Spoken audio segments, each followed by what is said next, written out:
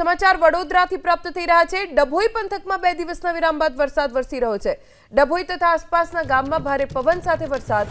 Tower બજાર, જોરાલા વાગા, જૈન વાગા વિસ્તારમાં વરસાદ વરસી રહ્યો છે।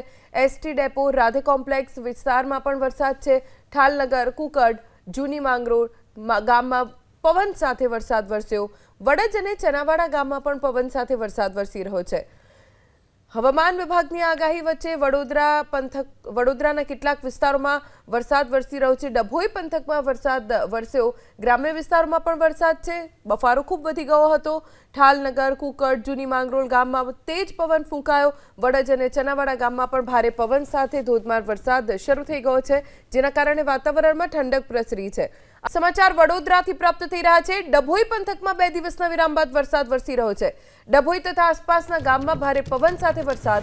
ટાવર બજાર, જોરાલા વાગા, જૈન વાગા વિસ્તારમાં વરસાદ વરસી રહ્યો છે।